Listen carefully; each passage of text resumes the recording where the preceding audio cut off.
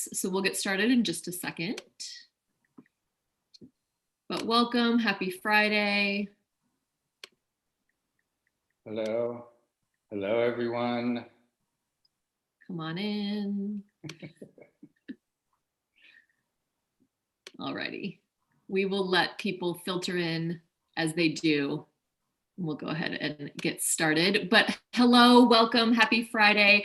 My name is Brittany Kerfoot, the Director of Events at Politics and Prose Bookstore, and I'd like to welcome you all to P&P Live. A few housekeeping items to go over before we start the discussion. First, I'm going to be dropping a link in the chat where you can purchase a copy of tonight's book straight from P&P's website.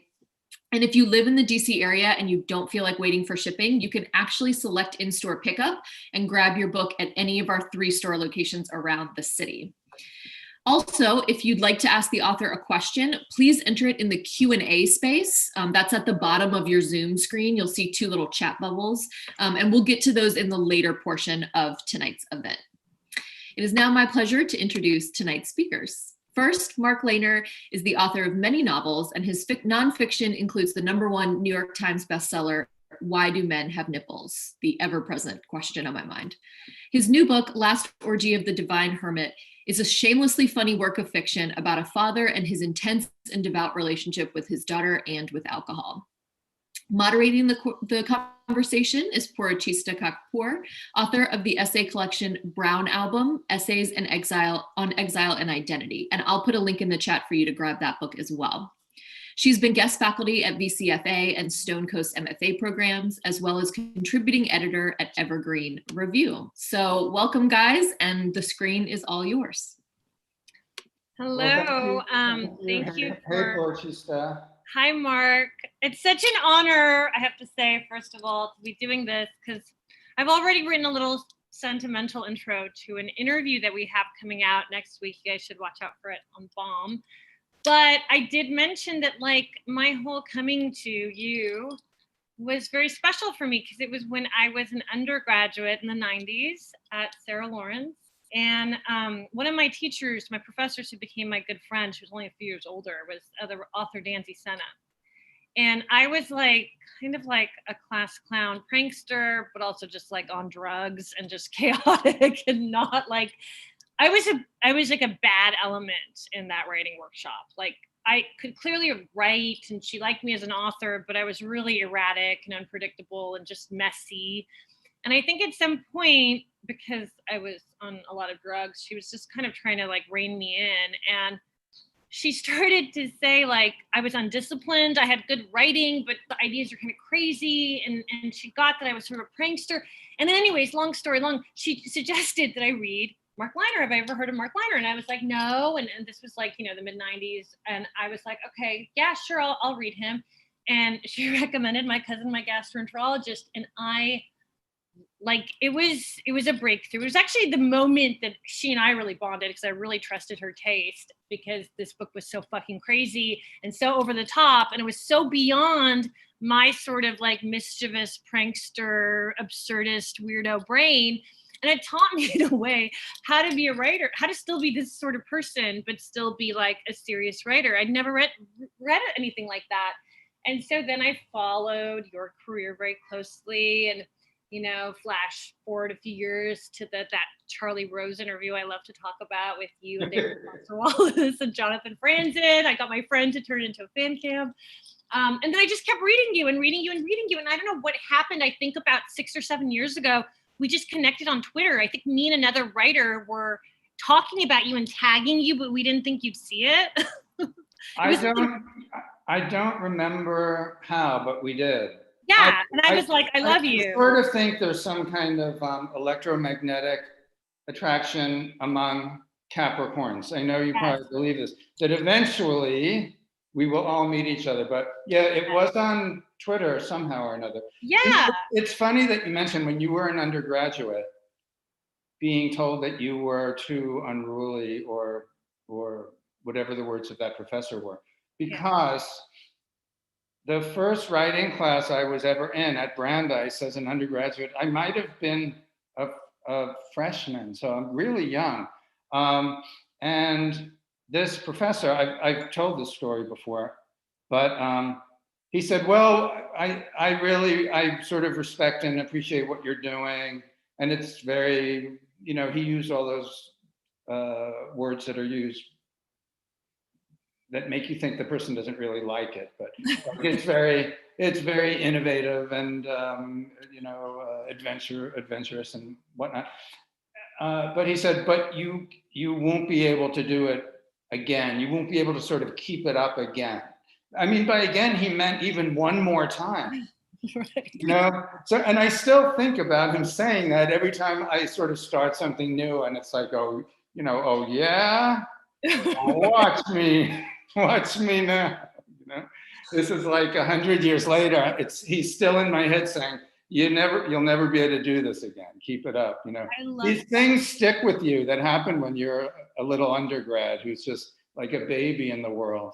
Well, it's so important what you're exposed to then, because it's like, if I hadn't been exposed to you, and really interestingly enough, around that time, it was Franzen and David Foster Wallace were also really big influences for me. And I was meanwhile like, an Iranian immigrant who was like English as a second language. I was an international student at that point. I was still non-American citizen. And so for me, it was like, I think kind of like an unlikely pairing, but it kind of shows you that like, basic types, like you can't just take someone's like basic bio and like plug them into a certain, type of aesthetics, And so for me, it was just like, it was so revolutionary. We were just talking before this about King of Comedy, right? And how like, we didn't even know this, but like we both really love that film. And that's a film that not everyone like loves immediately. It's a very particular type of dark comedy and a particular type of like absurdist film.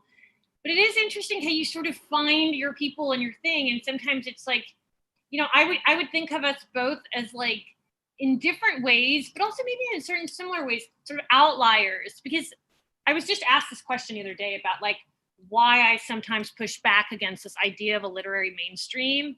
And I have a really strong sense of what that is. And I'm always going to be outside of it. That's one of its defining factors for me. But if I were to try to explain it to a non-writer, I don't really know.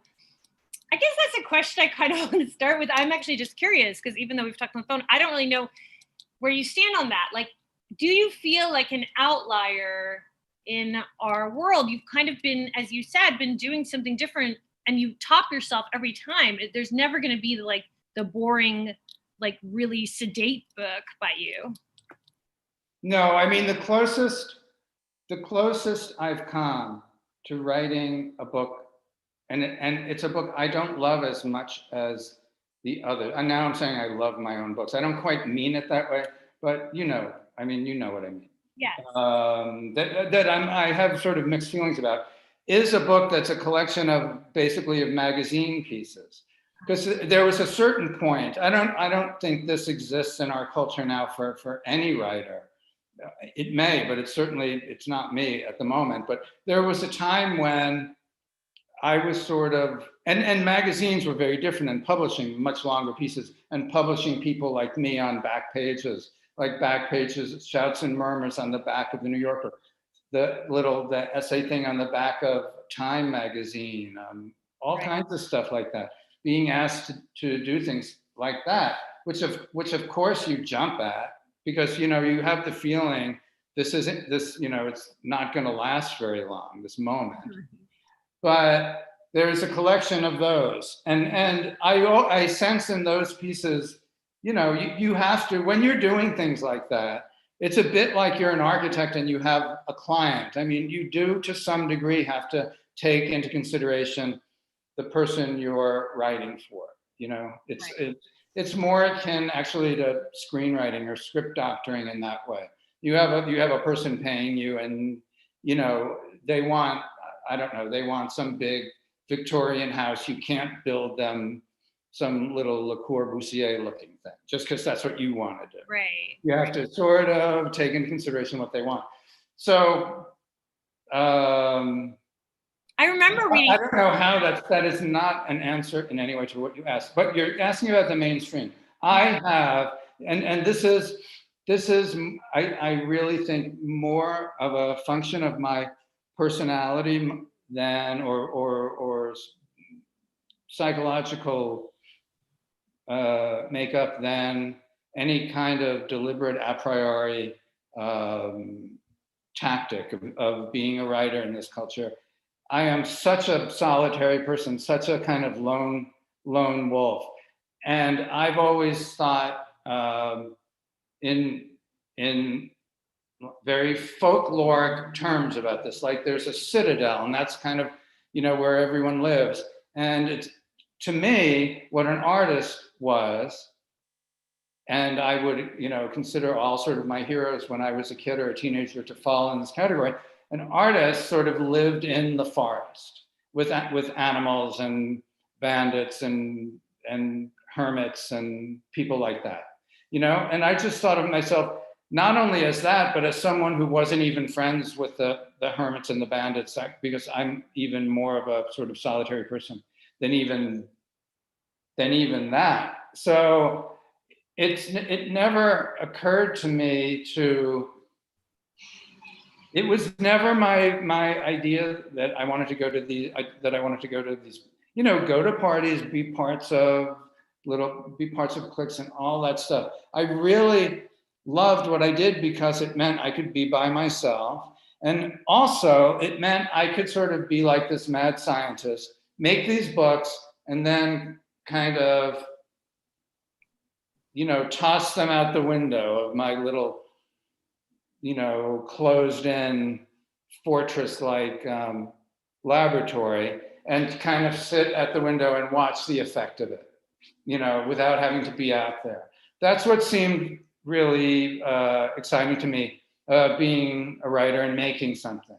It's making it and then letting it sort of float out the window and sitting back and seeing what the effect of it was. So I never felt part of the mainstream, and I never even felt part of sort of the counter to the mainstream, just because I thought this was a thing that I had to do this completely in the most strange, lonely, isolated, hermetic way possible. I mean, this idea of a divine hermit is the divinity is new. I've only achieved that recently, my divinehood. But the hermit part, that's old. That's a predilection I've had for a long time. Well, I love that, because I feel like discovering you when we were on Twitter with that other writer too, we'd all felt like we were the ones that discovered you. Obviously, you're very well known, but it was like just there's this sort of interesting solitary experience of coming to you and getting obsessed with your work, which I think all of your readers have in common as a really obsessive quality. And like, I remember when I tweeted at you recently, a few months ago, when I was so honored that you asked me to blurb this, but I wasn't even done with the book when I started tweeting about it. I was just like, that's oh my great. God. And I think you've kind of topped yourself with this book too. I mean, I think it might be like maybe my favorite book of yours. And so of course I would love for you to talk a little bit about like how this book came about, because it's so special in certain ways. I think fans of yours will not be disappointed. It's because I know it's been desired by certain entities. Let me read a little from it, and then I'll answer that question about how the book came to be. So I'm just going to read a little bit. I just want to set something up. The first part of the book, which I'm going to show you. I'm going to show everyone. There's the book. The first part of the book takes place in an optometrist's office. And actually, the whole first half of the book is actually being read by a patient from one of those eye charts. It's called a Snellen chart, through one of those big, funny-looking machines where they keep switching the lenses, and the optometrist asks, is it better like this or like this?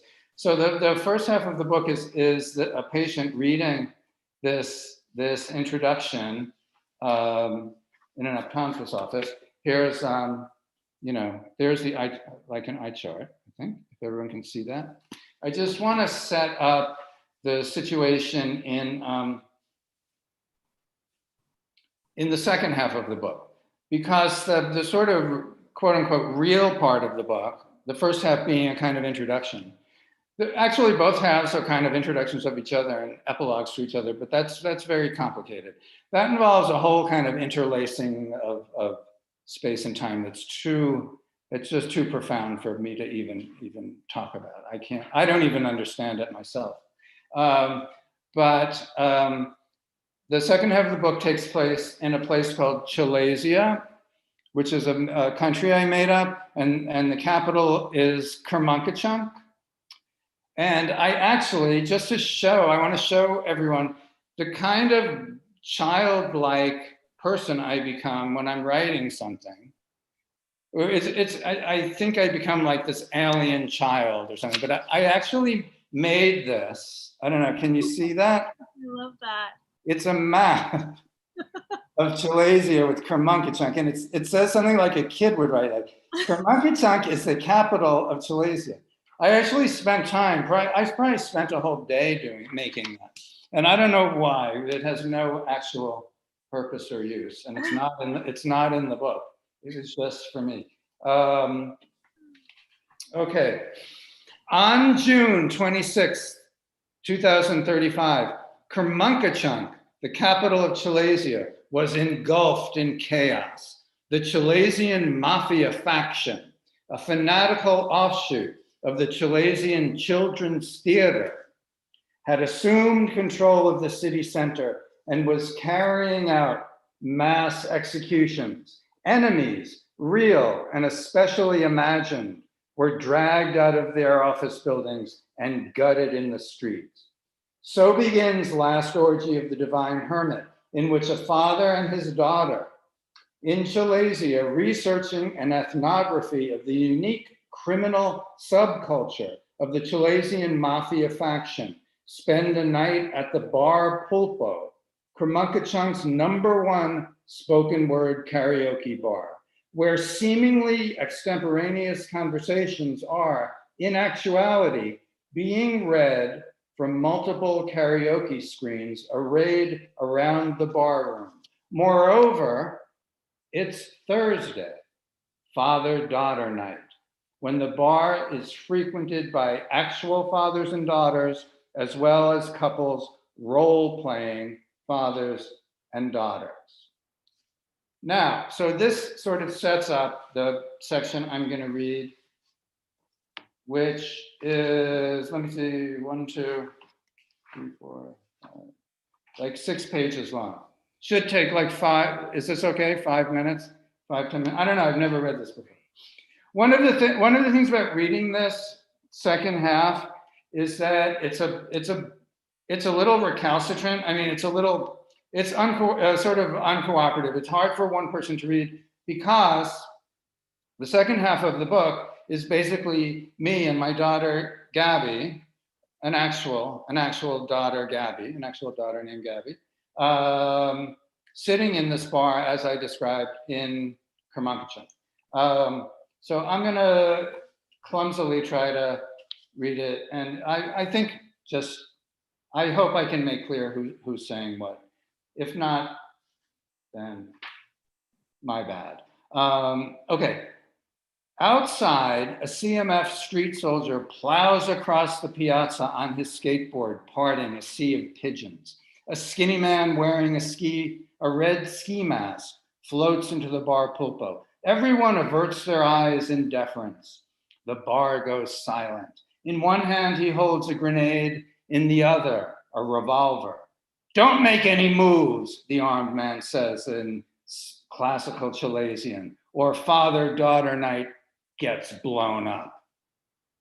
It becomes apparent almost immediately that by blown up, he means something more festive than thermodynamic. Not only were the gun and grenade fake, they were edible.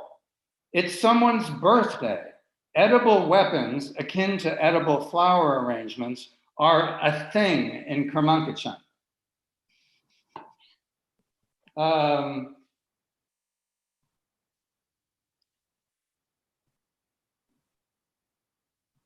Again, relative to this guy who just came in, this thing. But he is so much more, and at the same time, so much less than the edible weapons delivery man he's impersonating. He's a freak mutation of a divine hermit, an insane Luftmensch. In other words, a red balloon on a string that's out of its mind.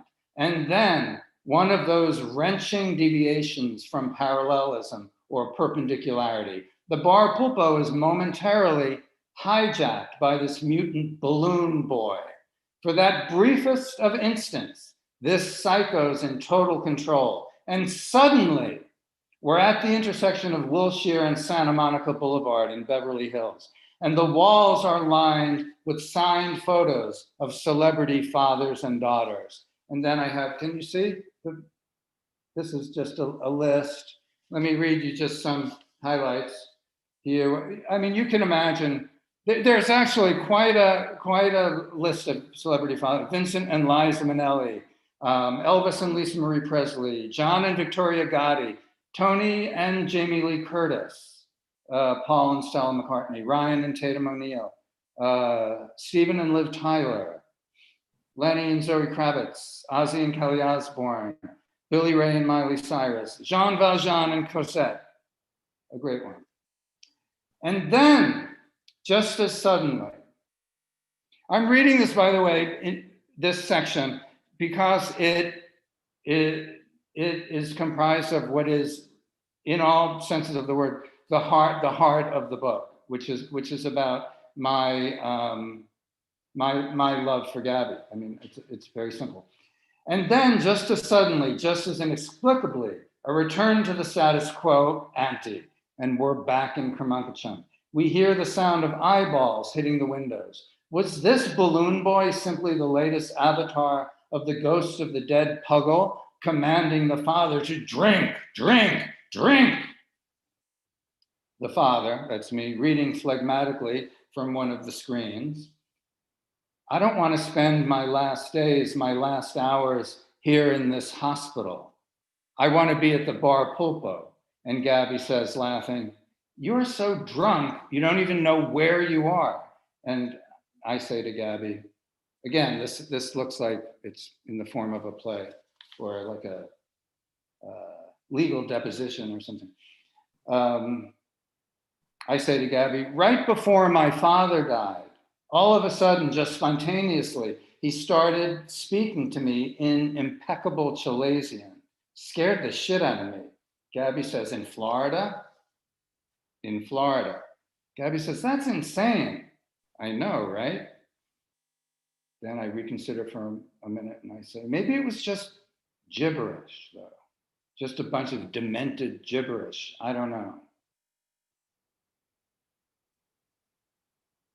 Gabby asked me, what did your father look like when he died? He was beautiful, actually. His white hair was lustrous and tousled. His skin was luminous, taut, without a crease, like porcelain. And he looked astonished to me, like an astonished little boy. And I was holding him in my arms as the spirit of life left him. And it was stunning how quickly his body, his physical body, which of course had just seconds before been indistinguishable from him, coextensive with him, that had been him, became this kind of useless, obsolete thing, something to be put out with the trash. That's honestly how it felt to me. And Gabby asks, are you scared of dying? And I say, I live in absolute dread of dying, not so much because I fear death. I'm ready. I'm accommodated, even eager sometimes. After all, what self-respecting anthropologist isn't intrigued by the prospect of the ultimate terra incognita? I dread dying because I can't bear the thought of it causing you any sadness or pain, of hurting you in some irreparable way. But that really is a supreme, preening form of narcissism, isn't it? To think that your death will constitute the most tragic event in your daughter's life, one from which she'll never, couldn't possibly recover. as if all daughters don't actually recover, as if that recovery isn't just the very way of things.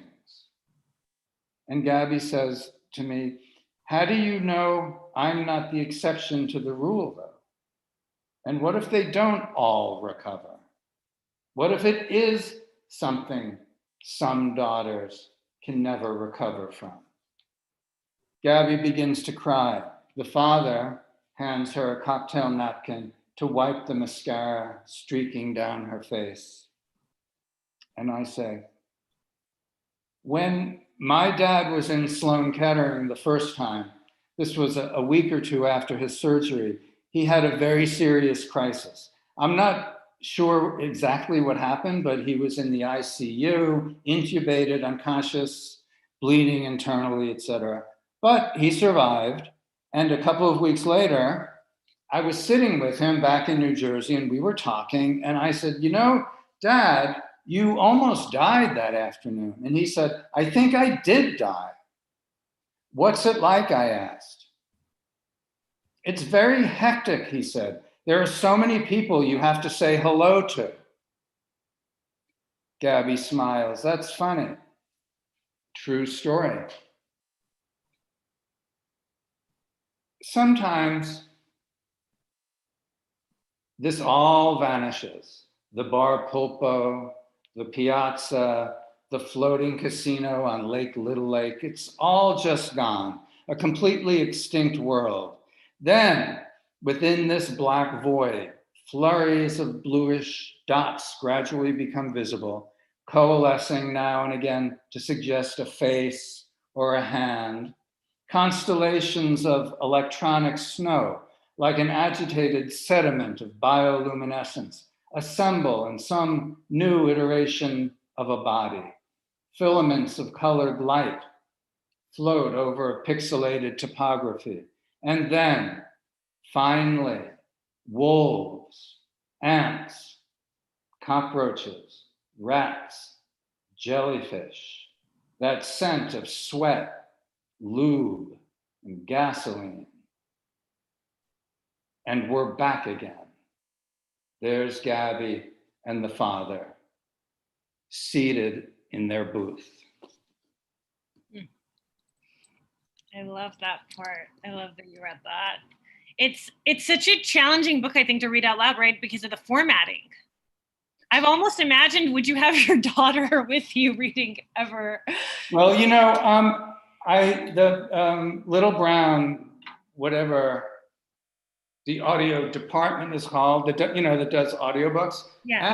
asked me if I wanted to, because I've read my other books, and they asked me if I wanted to do it.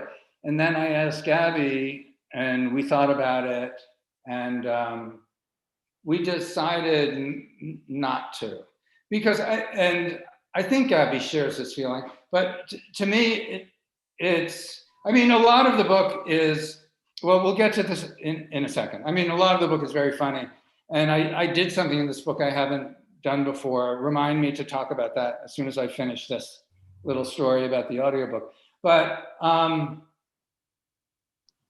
it just seemed too much, you know, sort of too intensely real. I mean, almost real in like a Lacanian way, like I can't even go near it real, for me to go to a studio at the book company and read it with Gabby sitting there. And so I said this incredibly funny, I think, pretentious thing to the woman who was directing the reading. I said, you wouldn't ask Oedipus and Antigone to play themselves on Broadway, would you? Oh my God. And that was that. Oh, yeah. So now I can answer your question, like, how did this come out? How did this come about? And I read a particularly sort of heartfelt section, but I wanted to do two seemingly incompatible things in this book. One was to make a very aggressive book. By aggressive, I don't mean in a kind of antagonistic way. I mean just aggressively entertaining, wildly, recklessly entertaining, as if it's written in sort of Gatorade colors or K-pop colors. You said, we were talking the other day, or texting or talking about your having loving to go to Disneyland really high on drugs. Yeah.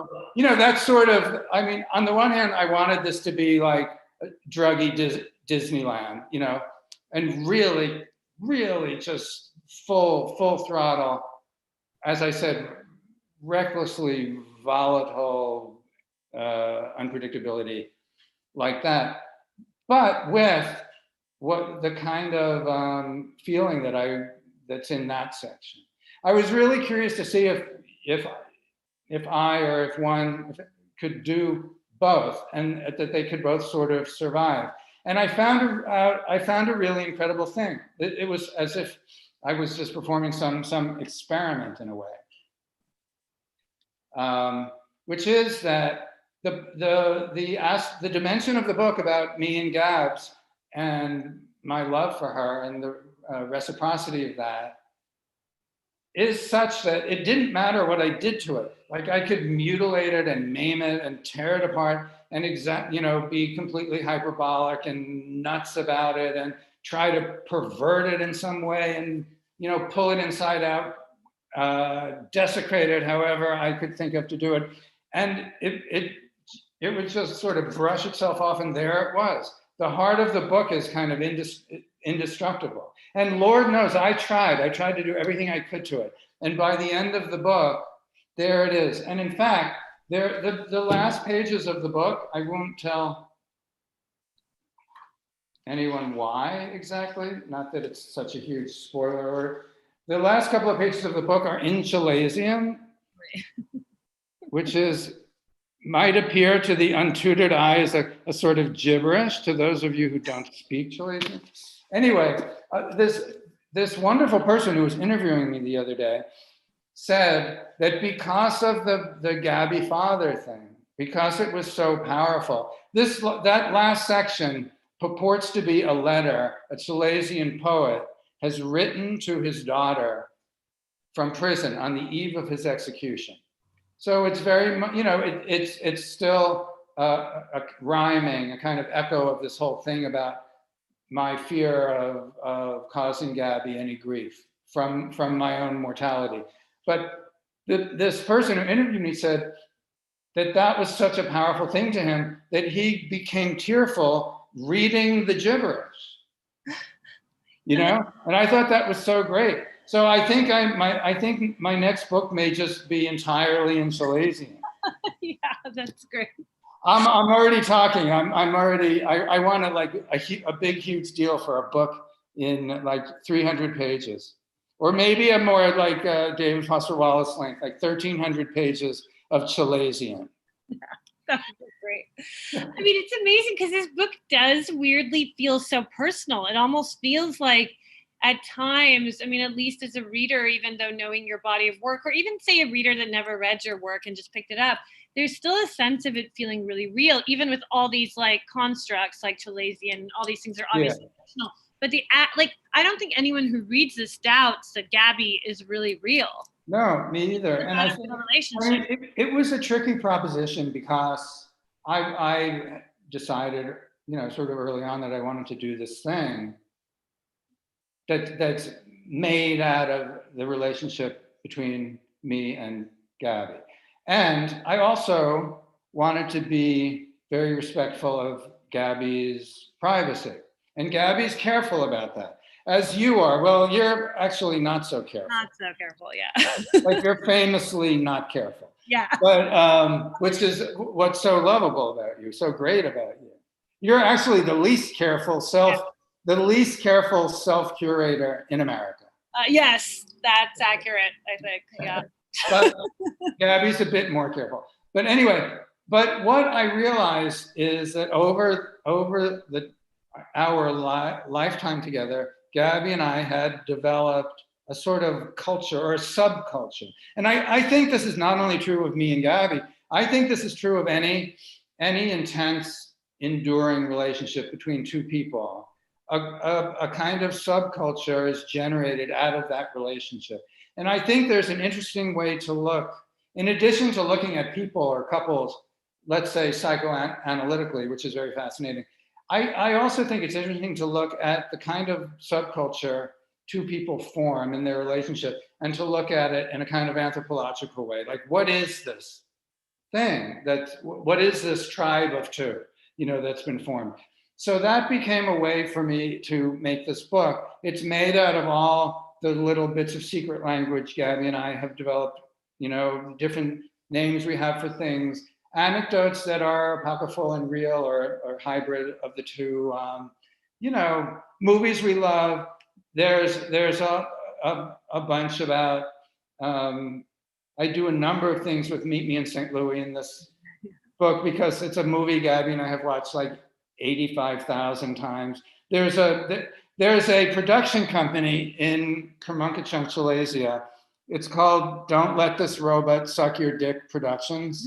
And they made a remake of Meet Me in St. Louis called Meet Me in Kermunketchunk. So there are some little excerpts of that. And there's just a lot of, there's a way of portraying a relationship without breaching privacy that I just hadn't realized, that's really more about us. I think this made me think of another thing this afternoon, which is one of the reasons, I don't know why I'm thinking of this, but it came up in my head. One of the reasons couples therapy never works, couples therapy always means you will never stay with that person, ever. Yep. But I think one of the reasons is because it's always in the form of a kind of litigation. If the couple itself became the kind of analysan, became the patient, not two people talking to each other, but the couple, the subculture of the couple. And it was looked at as a kind of, in an anthropological way, like, I think it might possibly be more effective. My book has inspired me to think of that when I was looking over excerpts to read tonight. Anyway. I love that because it really, it almost feels like we're let into the world of you and Gabby's inside jokes. And it's such a lovely, tender part of reading this. I found it really moving. I, like that reader, was really moved to tears at times, which I don't think I think I've had that a few times with your work, but it was really poignant here and it was really strong here. No, I think this is the first, I think this is my most, I don't think, my last book was the beginning a little bit and it involved my mom in a way, but no, this is really the fruition of trying to wed those two things, trying to wed the kind of reckless wildness with this heartfelt element. And the other thing that was, I like having problems to solve. Books feel like the working out of different problems. Like, what would it be like if, you added this to that and, set, it's like those drinks you set on fire. What would happen? I was really curious to see if you can take all these things that are private, that you'll kind of whisper to each other, like Gabby and I, if we're at some family thing that's boring, we can kind of have our thing. It was really an interesting sort of aesthetic literary problem for me to work out, to see if that could become something that could, I think I said to you earlier, delight people who don't know us. How do you sort of transmute that into something that's so private, transmute it into something public? Was a kind of challenge. You've always been really good at that. And I think that's even one of the things that I loved in that famous Charlie Rose interview with you and David Foster Wallace and Jonathan Franzen, where David Foster Wallace assigns you as the delightful one. So you've always managed to, even in being grouped with these very serious, straight white men who are just awfully distinguished, but also quite self-important, in many ways and iconic. But you've always managed to be big on delight too. And so, I think so rarely we speak these days in the literary world about literature delighting people and people really finding joy in things. It's the whole, the central ethos of what I do. Yeah. It really is. And I don't know if this is, again, I tend to be somewhat isolated from other writers with a couple of exceptions, you being one. But it's uppermost in my mind when I'm putting these words together, putting sentences together, putting paragraphs together. Uppermost in my mind, what will be the experience of reading that be like? That's what I'm doing. I feel like my idea of what writing is choreographing the responses of the reader. It's much more that than I feel like, oh, I need to express some inner version of myself or my ideas or, my beliefs or how I'm, my feelings. I'm much more interested. I mean, delight's a great word, but I'm much more aware at any given moment of what will. I always feel like I'm some clandestine drug maker of like drugs who in some shack in Appalachia or something, making this and thinking, I wonder what it would feel like to, take this on top of that. What would that do to a person? Right. So that's that goes to the problem solving. It makes complete sense. Like, how do you create that experience for readers? Yeah, how do you create it, and what would be the effect of it? What would be the effect of somehow figuring out a way to share the sort of private language of me and Gabby, of as I said, transfiguring that into something available to people? And I think the effect is, I hope, I can't be the judge of whether it happens or not completely, but I hope it would be for the reader to feel an enormous, first of all, solidarity with me, that the two of us are sort of, in this together. Right. It's like a joyride we're taking together, and it's okay. I'll get you home, maybe with some injuries, but you'll be Right. you'll be alive at least. I love that. I want to peek at some of these great questions you're getting. One person is asking, would you ever do a graphic novel or illustrated children's book? Which is a question I've had for you as well, because it seems logical. You think so? Well, yeah, there you go. There's our answer. Do I have to even say another word? No, I would.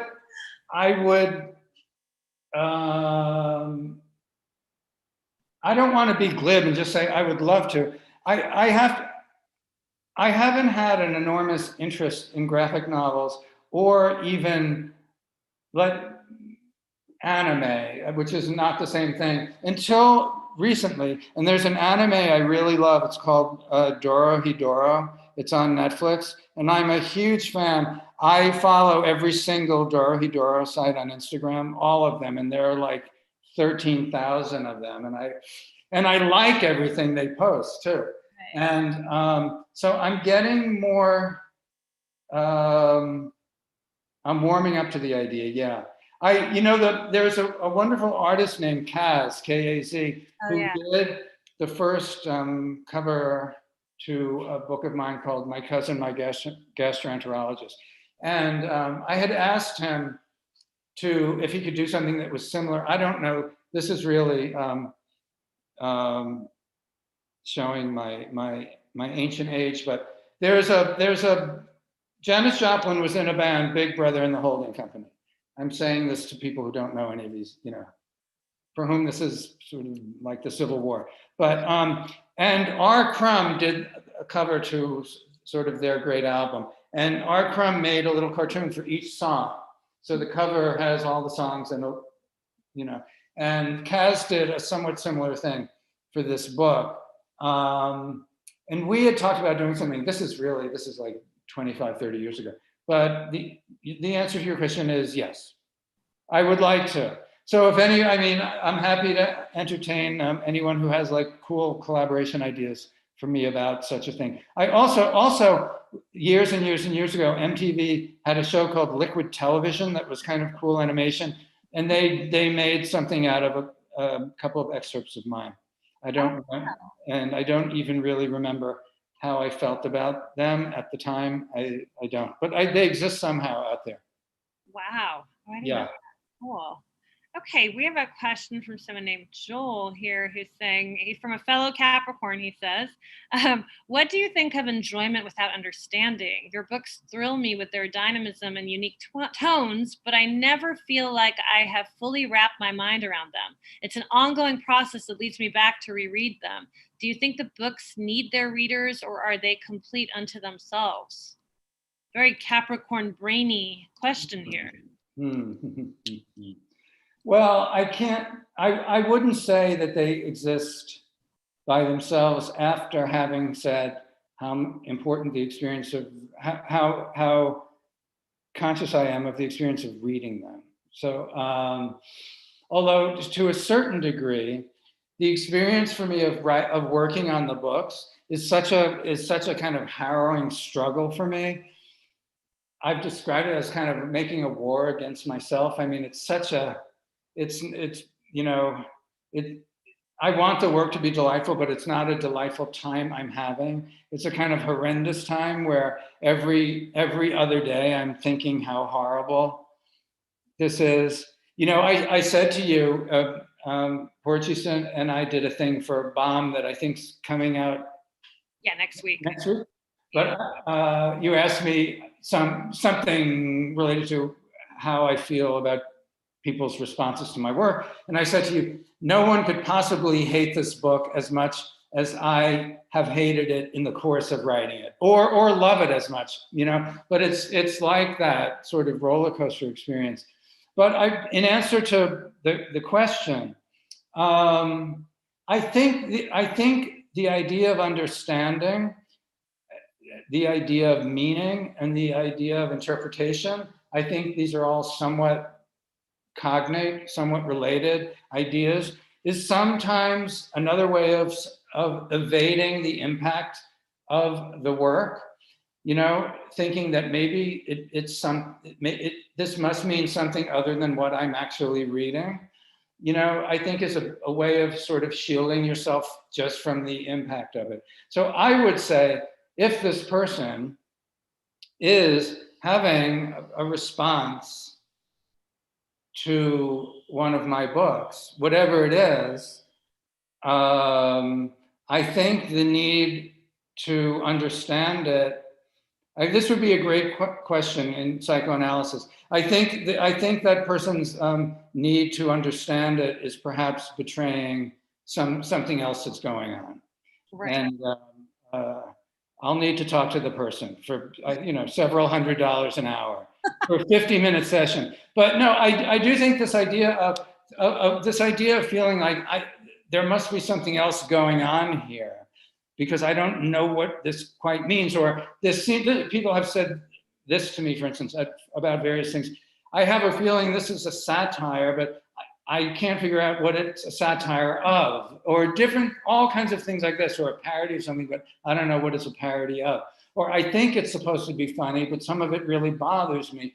I think these are ways, and we're all guilty of this in all of our experiences, of using this idea of comprehension and meaning, I think, as a way of deflecting something that is having an impact on us. Right. I think that makes a lot of sense. You're getting such good questions. My God. Paul is asking, as Porochista said, we Leyner fans tend to be obsessive, and obsessively, I suddenly wonder, do all the Leyner books describe parts of the same world? How do you see them interrelating? Another great question. I think, I think they're interrelated in terms of what I was talking about, in terms of my own obsession with the experience of the reader. I don't think they're sort of interlocking worlds in that way, in the sense of mythopoeic, world building kinds of things.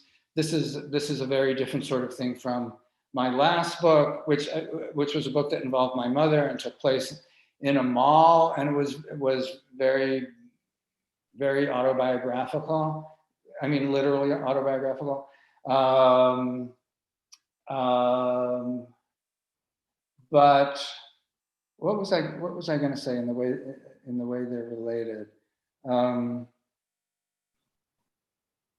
Now I can't think. So no, I don't think I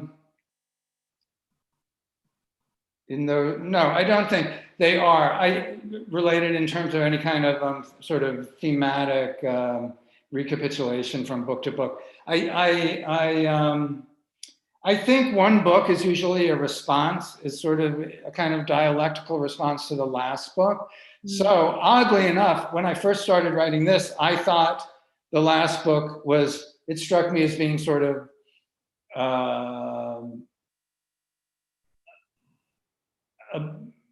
excessively sentimental in a way, because it involved my mother. And but that's why I said, okay, this book is it's what I was saying before. I want this book to be really aggressive and, candy colored and garish and flamboyantly Dadaistic and just like that. And that's before this other, sort of sweet, chocolatey, melting heart of a father-daughter thing came into the book. So not only is it not in dialectical relation with the last book in the way I thought it was, it goes even beyond the sentimentality of the last book, like way beyond. It's so beyond the last book that some of it had to be almost in another language, because the emotion of it was just too much for me. Speaking of someone trying to deflect the impact of it, I mean, I'm guilty of doing it with my own book, I think. Yeah, that's great. There's another question. Mark Leyner, thanks for existing. I mean, I'm so glad you and your work exist. Your books are stimulating, mind, riot, narcotics. When and how did you first discover your writer's voice? I mean, writer's voice. It's quite a writer here. Was there ever a time you felt your voice repressed, self-betrayed, desperate to be unleashed? If yes, what did you do? I'm not sure this idea of a voice is something I'm completely comfortable with for me. As I said, I feel more like I'm constructing things rather than, I know this is going to sound odd to people. I feel more like I'm constructing things than expressing things from within. I don't know if I'm even a believer of a within. I try to be as porous as possible so that there's, it's like I feel like there's more of a screen door instead of a window. There's stuff of me coming out and other stuff coming in. So I don't feel like there's a voice, a kind of a larynx of the mind expressing kind of inner thoughts. I don't feel that. I've wanted to do this since I was about, 13, 14. I've wanted to do this.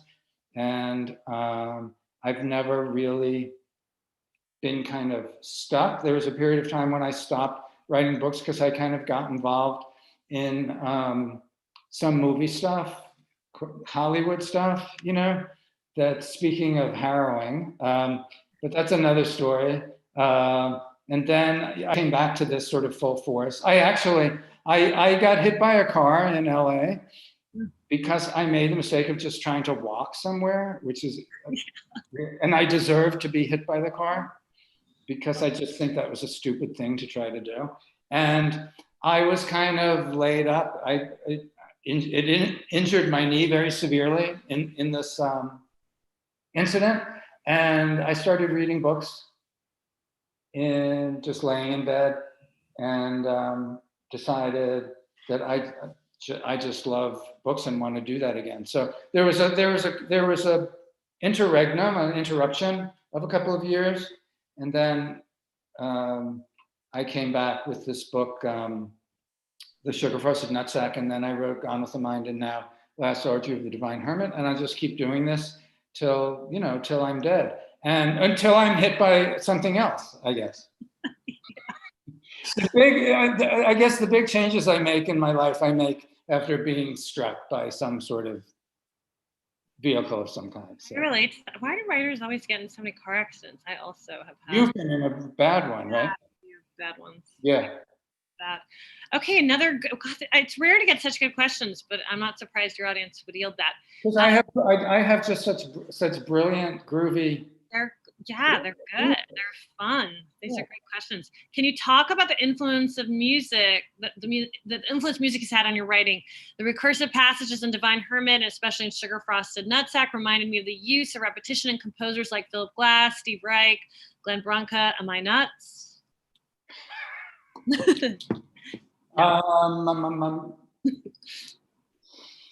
Again, I mean, I have enormous admiration and affection for all those composers.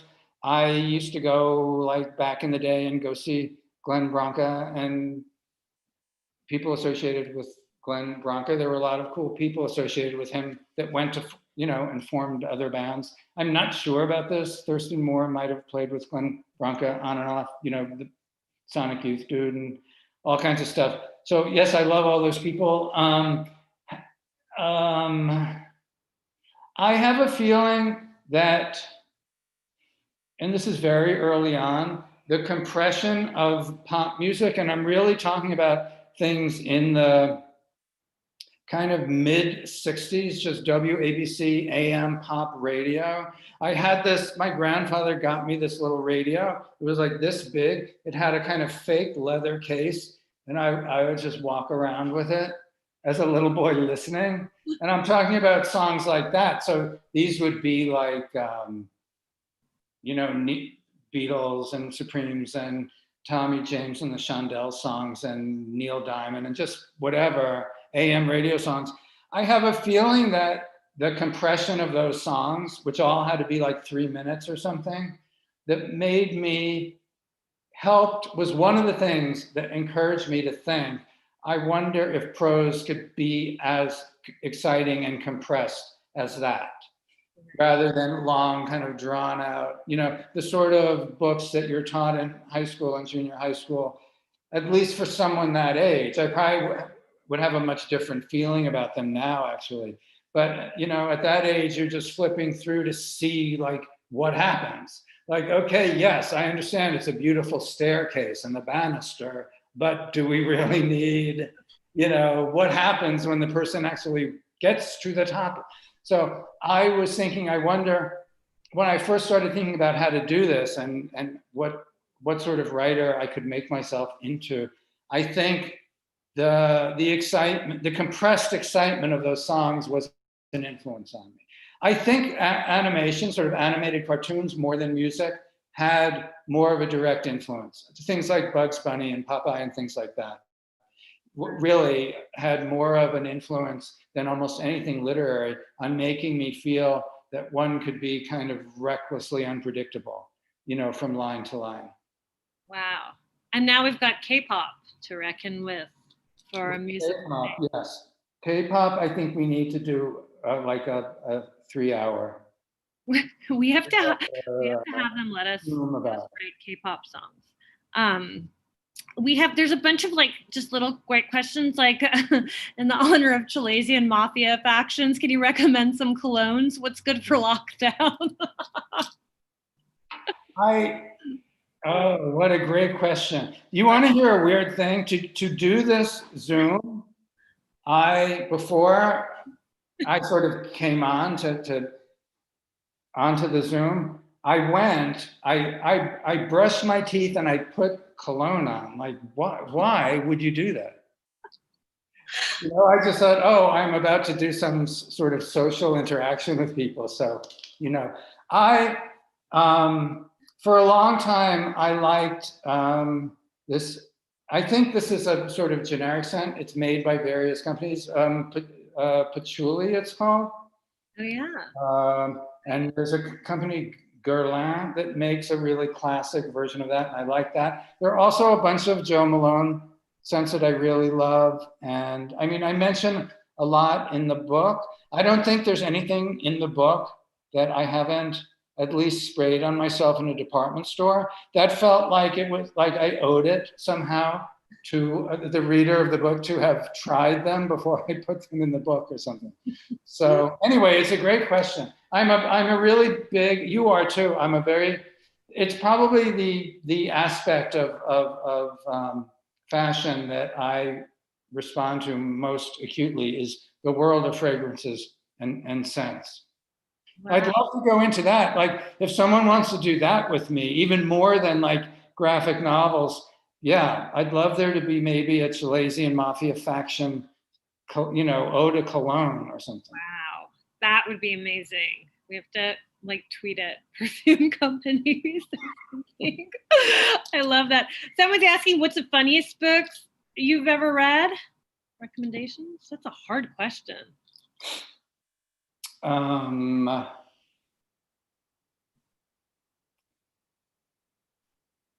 right, I have two answers to this.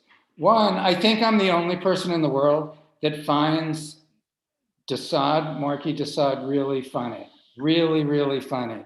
I read 120 Days in Sodom recently, and I just had to put it down. Like every line, I thought, this is the funniest thing I've ever read. I don't know if that's what was intended, but it's my response. I think Terry Southern was an incredibly funny writer, and I think The Magic Christian is an incredibly funny book. Off the top of my head, I would say Terry Southern. And then there are current people. I think Sam Lipsyte is a really funny writer. I'm just going to name people now. It's just going to sound like I'm naming people who blurb my books. They're my favorite. Those are my favorite writers. That's good. It makes it so simple, so much easier. Just look at the back of a book. Yeah, I love these guys. They're the best. I love it. Are we getting intro? We're supposed to end at 7. I mean, there's only a few more questions, but I would encourage you. Mark, like me, is very much on different social media, so can they send you questions if they? Yeah, of course.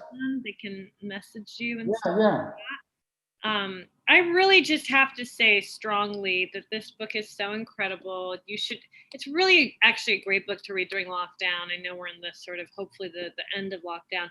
But it's just such a wonderful journey to go under. It's so dazzling and technicolor and wild and also really moving, and I think in a really, really important way. So I highly recommend this book.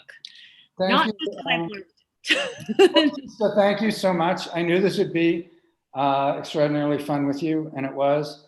And thank you guys for having me, and for everyone who participated. It was a blast. Hopefully we can be IRL in the new year somehow. It'd be good to see you in person. See you all in the future. Bye. Thank you guys so much for doing this. This was such a good start to the weekend. Everybody, please buy a copy of this book. It's so funny and everybody needs a laugh right now. There are links in the chat and also for Porochista's book. So go buy both of those. Thank you guys both so much for doing this. Thanks for having us. Yeah. All right, everyone. Stay well, stay warm, and stay